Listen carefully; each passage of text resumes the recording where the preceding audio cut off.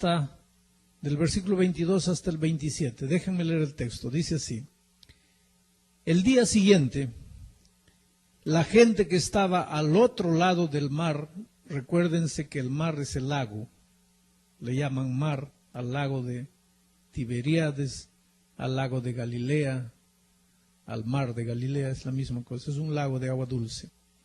El día siguiente, la gente que estaba al otro lado del mar vio que no había habido allí más que una sola barca, y que Jesús no había entrado en ella con sus discípulos, sino que éstos se habían ido solos. Pero otras barcas habían arribado de Tiberias, junto al lugar donde habían comido el pan después de haber dado muchas gracias al Señor. Cuando vio pues la gente que Jesús no estaba allí, ni sus discípulos, entraron en las barcas y fueron a Capernaum buscando a Jesús. Y hallándole al otro lado del mar le dijeron: Rabí, ¿cuándo llegaste aquí? Otras versiones dicen: ¿cómo llegaste aquí? Respondió Jesús y les dijo: de cierto os digo que me buscáis, no porque habéis visto las señales, sino porque comisteis del pan y os saciasteis. Trabajad, no por la comida que perece, sino por la comida que a vida eterna permanece, la cual el Hijo del Hombre os dará, porque a éste señaló Dios el Padre. Voy a contarles un poquito lo que estaba sucediendo. El primer milagro, el milagro de la multiplicación de los panes y los peces, sucedió a este lado del mar de Galilea, del lago, cerca de la ciudad llamada Betsaida, la ciudad de Felipe. Ese fue uno de los motivos por que Jesús le dijo a Felipe: ¿dónde compraremos pan? Porque se suponía que quien mejor conocía esa región era Felipe. Cuando terminaron de comer los panes y los peces, sobraron 12 cestas llenas. Esa noche, esa tardecita, ya cuando estaba oscureciendo, los discípulos entraron en la única barca que estaba allí a las orillas. La única barca. Ellos entraron y se fueron atravesando el lago para llegar al otro lado del lago donde estaba Capernaum. En Capernaum vivía la suegra de Pedro. En Capernaum estaba la casa de Pedro.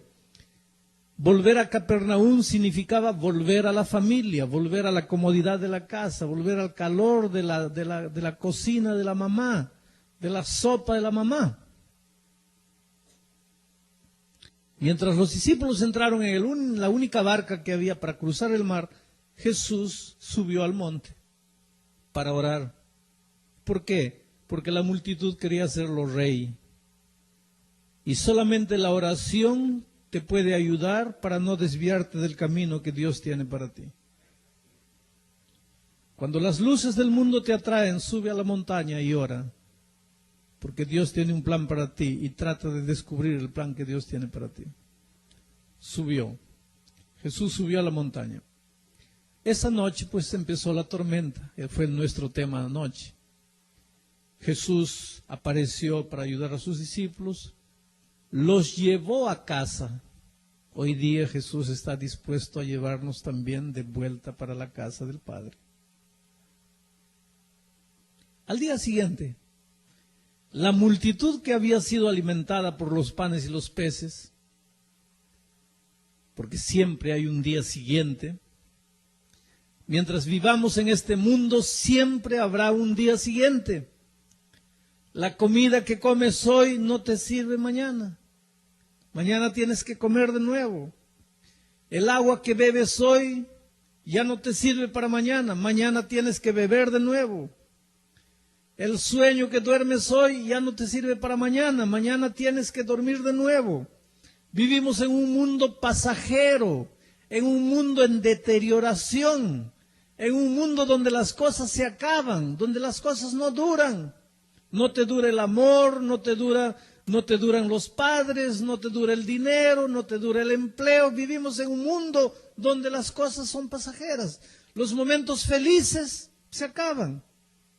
Date cuenta cuando tú vas a tu tierra, a tu país, de donde viniste.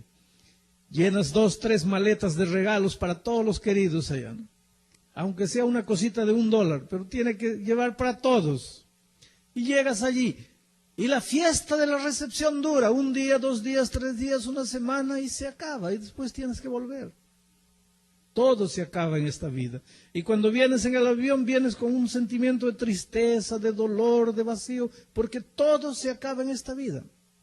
Al día siguiente, las multitudes que el día anterior habían tenido mucho pan, habían tenido mucho pez, de tal manera que había sobrado 12 cestos llenos, estaban con hambre de nuevo. Y buscaron a Jesús. Lo buscaron en Betsaida, cerca de Betsaida. ¿Por qué? Porque en la tarde anterior no habían visto a Jesús entrando en la única barca que había junto con los discípulos. Entonces ellos suponían que Jesús se había quedado de este lado del lago. Lo buscaron, pero no lo encontraron. ¿Por qué no lo encontraron? Porque Jesús a medianoche había aparecido para ayudar a sus discípulos andando por encima del agua y los había llevado hasta la casa, a Capernaum. Juan nos da a entender que esa noche llegaron otros barcos de Tiberias. Llegaron a la orilla de Betsaida. Y ahora toda la multitud entró en esos barcos y atravesó el mar en dirección a Capernaum para preguntarle a los discípulos dónde está el maestro, porque se supone que los discípulos de Jesús deben saber dónde está el maestro. ¿A dónde van a ir las personas de este mundo a buscar a Jesús si no van a los discípulos del Señor? Si tú conoces a Jesús, si tú has aceptado a Jesús, si tú has sido bautizado en el nombre del Padre, del Hijo, del Espíritu Santo, si tú eres un miembro de iglesia, puedes saber que las personas te van a buscar. ¡Ay de ti! Si tú estás en la iglesia pero no has encontrado a Jesús. ¡Ay de ti! Si estás en la iglesia pero no conoces a Jesús. Cuando las personas vengan a buscarte preguntándote ¿dónde está?, ¿qué respuesta les vas a dar? Las multitudes fueron atravesando el mar y cuando llegaron al otro lado, ellos fueron queriendo preguntarle a los discípulos ¿dónde está Jesús? Encontraron que Jesús ya estaba al otro lado del mar. Y le preguntaron, Señor, ¿cuándo viniste acá? Otras versiones dicen, Señor, ¿dónde viniste aquí? ¿Cómo viniste aquí? ¿Cómo llegaste acá? ¿Cómo viniste? Aquí hay embutido un pensamiento teológico profundo. ¿Cómo Jesús vino a este mundo? ¿Cómo se hizo hombre? ¿Cómo el Dios eterno, que no tiene límites? Salomón dice, ¿cómo puedes, el espacio, en este templo, cómo puedes caber Dios infinito por encima de los encimas? ¿Cómo ese Dios se hizo carne? ¿Cómo Él vino a este mundo? Hay algo maravilloso que Juan nos da a entender. Tú nunca vas a tener un concepto correcto de la salvación si no tienes un concepto correcto de la encarnación. Porque si tu Cristo es un Cristo creado, tu salvación es limitada. Pero si tu Cristo es un Dios eterno que se hizo hombre, tienes que tener un concepto correcto de la salvación. Tal vez porque el diablo quiere que tú no tengas confianza, no tengas seguridad en la salvación, es que una de las doctrinas que el diablo ataca es la doctrina de la encarnación divina. El Dios que se hizo hombre. Vamos a analizar algunos puntos del texto de esta noche. Primero, el texto bíblico dice que estas multitudes fueron a Capernaum buscando a Jesús. Hay algo extraño aquí. Porque San Pablo dice, no hay justo ni siquiera uno. No hay quien entienda. No hay quien busque a Dios.